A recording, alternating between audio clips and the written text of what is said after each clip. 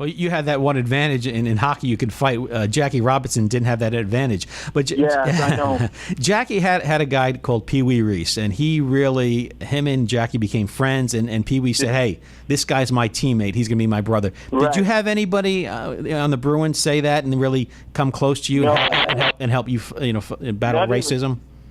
The Bruins were very supportive of me, and I even when I played in the Western Hockey League, in the American Hockey League, all the players that I played with were very supportive. Now there were players on the opposition that I had problems with, and even fans in the stands. But I can honestly say that all the teams that I played for in my 21 years, my teammates were very supportive. Now, you said that you faced racism in the NHL, and obviously during your time there was a lot of racism.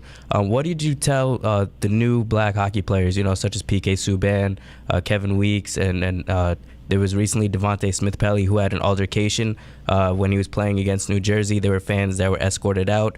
What do you tell these new NHL players?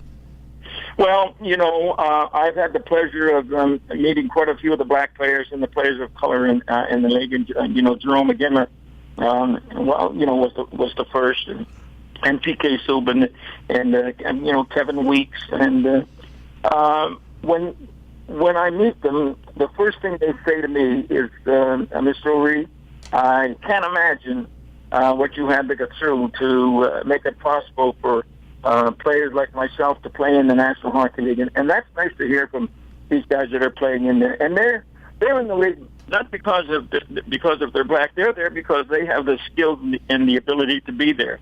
And I'm just so thrilled to be able to see them play during their playing career. And while they never had the chance to see me. Willie, there's a terrible rumor going around as you get on in later years that you're getting soft because you moved from Canada, North Canada, Northeast Canada, to San Diego for the warm weather, where you are the diversity ambassador, spreading the message that hockey is for everyone. Talk about your roots in Southern California, because you got soft, admit it, and the diversity work you do. I'll tell you exactly how I came to California.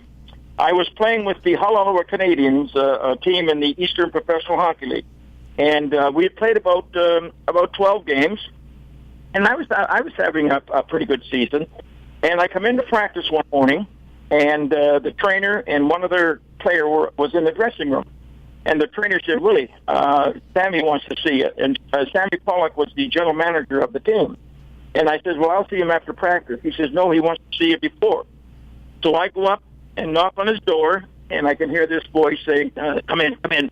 And I walk in, and Mr. Pollock is sitting behind his desk, and I can see him. He's got some papers scattered on his desk, and he looked up at me and says, "Oh, yes, just a moment, Willie."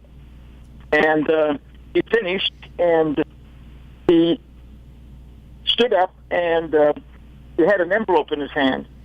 And he said, "Willie," he says, "I just got off the phone with Jack Geiger, the general manager of the Los Angeles Blackhawks, and he's trying to find 2 or 3 players that will lift the club up.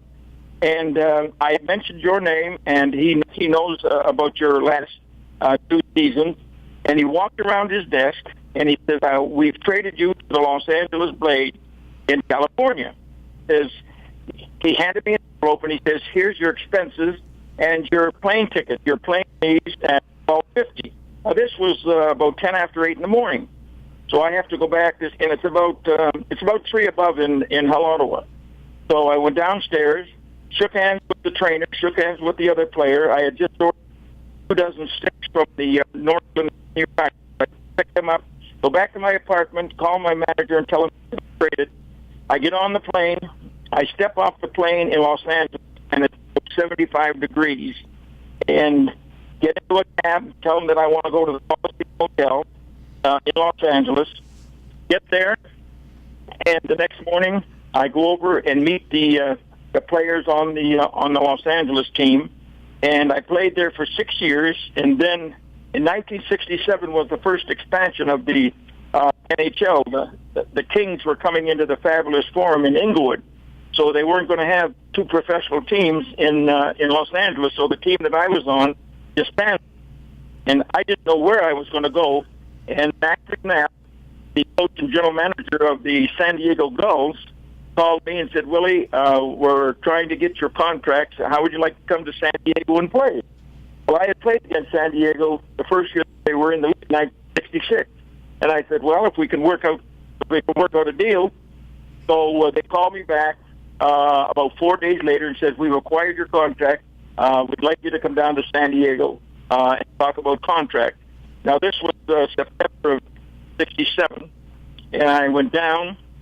I made a couple of trips down, and then I signed a one-year contract with the San Diego Gulls, and I played for the San Diego Gulls for 7 years.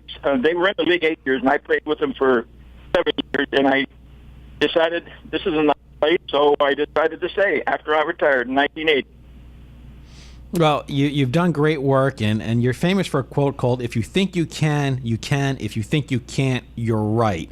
That's true. Is that your message? I mean, look, we're living in difficult times. You talked about the 1960s. That was a little bit before my time, but I remember seeing the videos, the riots in Detroit. And now I never thought LA. I never thought I'd see what I'm seeing today.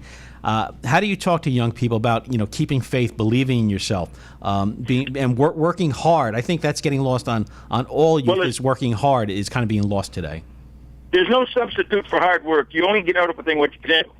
And I tell these boys and girls that on the schools and the places where I go and give presentations, you have to feel good about yourself and like yourself, and you have to set goals for yourselves, and you have to work towards your goals. And don't let anybody tell you you can't attain your goal. If you feel strongly within your heart and within your mind, then go for it, because you'll regret it later on. And I tell these boys and girls that when I lost my eye in 1955, and the doctor told me I'd never play hockey again, I just couldn't accept that, because he was a fine surgeon, but the impact of the puck completely shattered the retina in my right eye, and there was nothing they could do. Even today, probably they wouldn't be able to do anything to recover the sight in my eye. So basically, I just tell them, if you set goals for yourself, and if you believe in yourself and work hard, you can make a difference. And I just said to myself, "Willie, I'm just going to prove that doctor wrong." And I just went out, and every game that I played, I just stayed focused on what I wanted to do, and I let everything else just went in one ear and out the other. I fought a lot, but guys weren't going to drive me out of the league. I was going to leave the league because I didn't have the skills and the talent to play there anymore. Gotcha. Now, just one last question for me. Besides yourself, who was the best NHL player that you played against? Gordie Howe. Gordie Howe? Played with the Detroit Red Wings back in the 60s when I played. Well, Willie, thank you for this time and sharing your memories here on Black History Month. Iona College, appreciate you coming on with us. And one more thing, I love your hats. Very Frank Sinatra, very Sammy Davis. Your hats, those fedoras are the best. I mean, you're bringing style back. Let me tell you. I get a lot of compliments on my hats, but I started wearing hats back in junior, and then when I turned pro, I wore hats, and I always wore hats, and I guess it's a trademark of mine now. If people don't see me with my hat on, they wonder if something's wrong. Yeah, very Rat Pack-ish, But you weren't wearing helmets in hockey, but you're going to wear a hat outside, though, right? It's true. Oh, man. Willie, thank you again so much. We appreciate the work you do, and keep going strong. And whatever we could do here at Iona College, you ever have anything going on, you want to spread the word or anything, we're welcome to have you on campus.